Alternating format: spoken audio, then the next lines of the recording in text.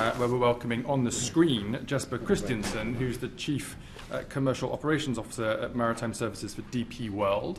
And in the room, we'll be welcoming Peter Hebblethwaite, who is the Chief Executive of P&O Ferries. We'll just let people join the screen and the room.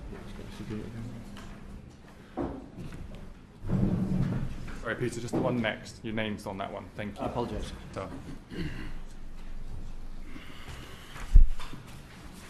Right, and there's some fresh water there for you as well. Okay, we'll get going. Mr. Hebblethwaite, when I was reading your biography, it seemed pretty light on your experience as a Chief Executive Officer. Are you in this mess because you don't know what you're doing, or are you just a shameless criminal? Thank you for giving me the opportunity to come and answer questions. And actually, before I answer that question, can I start, please, with an apology? Actually, an apology to the seafarers that were affected on Thursday last week, an apology to their families, and an apology to the 2,200 of our employees who have had to face very difficult questions over the last week or so. And you may see this as a late apology, and I just want to reassure you that the reason that you're hearing this, I guess, for the first time today is because I've spent the last week in the business talking to our people, one-to-one, in person. Why didn't you talk to them in advance in a consultation, Mr. Hebblethwaite? Why apologise after you've sacked them all? So, the context of this incredibly difficult decision is that P&O has lost an unsustainable amount of money.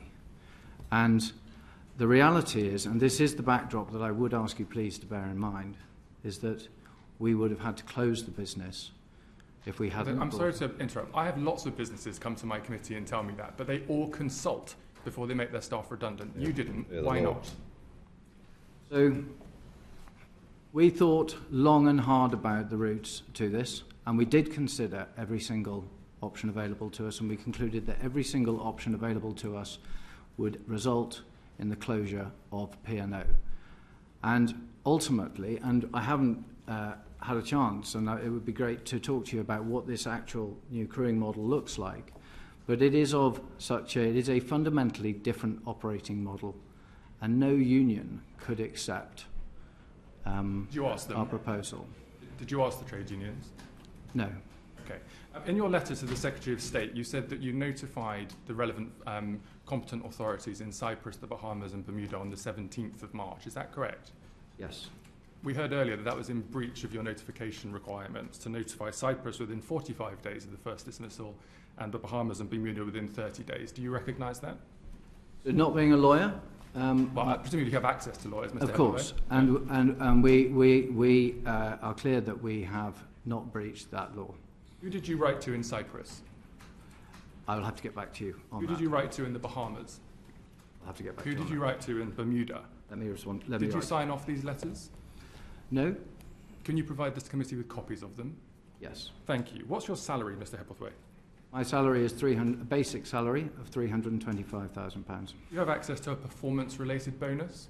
I have access to 2 performance-related bonus, a short-term incentive plan and a long-term incentive plan. You think you've increased or decreased the value of P&O Ferries by your actions?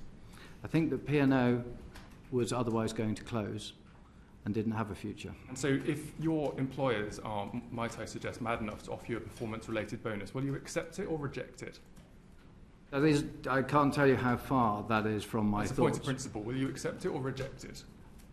I don't know the answer to that. If we manage to save the company... As a decision for you, if I'm offering you a performance-related bonus and you've just sacked 800 people, will you, as a point of principle, say, I'm not going to take that? I don't know the answer to that. I've got to be honest, I'm not focused on that. I'm focused on saving the business and getting the 800 seafarers new jobs. Right. You recognise that asking your employees to sign a settlement agreement means that they are withdrawing their rights for further legal action against P&O? Yes, I do.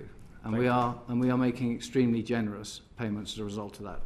£36.5 million. We think the largest maritime settlement arrangement in history. There will be people receiving upwards of £170,000, but actually I don't know, very few.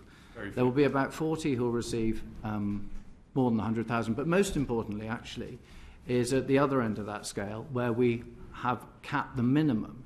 So if somebody started work with us in the last month or so, actually we've said that we will pay a minimum of £15,000. So we've uncapped the top, and we've absolutely said as a minimum we will pay £15,000. We recognise we did a very, very difficult thing. We recognise money isn't everything, but we do want to compensate people fully, and I absolutely want to be focused on getting them all new jobs. Thank you. Mr. Christensen on the screen, please, from DP World, the owner of P&O Ferries. Are you going to sack Mr. Hebblethwaite for gross misconduct? I couldn't imagine that we would do that, no. And did you sign off on these proposals? So, DP World has been informed on a continuous basis on the situation in P&O Ferries, obviously as the shareholder. Did you sign and off? We have also been informed of the evaluations that P&O Ferries have had in terms of different routes to making this business